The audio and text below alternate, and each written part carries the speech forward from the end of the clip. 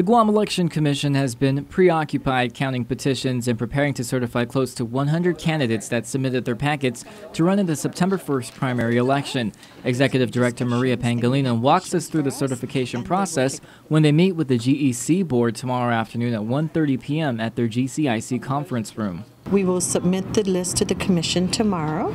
The chairman will take possession of the list, and then he will ask if there's any discussions. They may have questions for us, and they will take a vote to accept all the nominations. GEC has the tedious task of checking all the petitions of the candidates to ensure people who signed it are registered voters. Once the board certifies all the candidates, Pangilinan states the next step is for them to decide on the ballot format design. The other item on the agenda is the ballot design.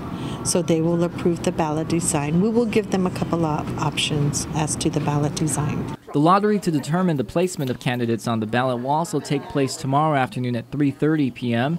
Pangilinan mentions candidates have already been contacted, but quite a few don't have to show up because they are running alone in their respective party.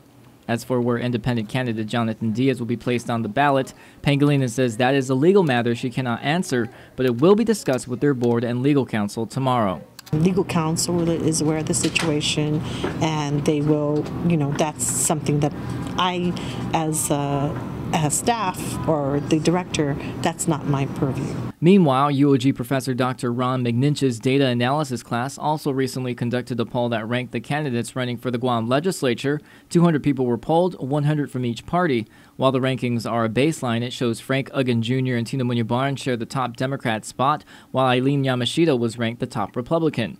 In the meantime, Pangilinan dishes out other important deadlines to remember, especially for those interested in running for a position on the Guam Education Board and the Consolidated Commission on Utilities. For the Guam Education Board, their deadline is September 4th. For the Consolidated Commission on Utilities, their deadline is September 7th, and we are accepting packets now. She also says the deadline to register to vote is August 22nd.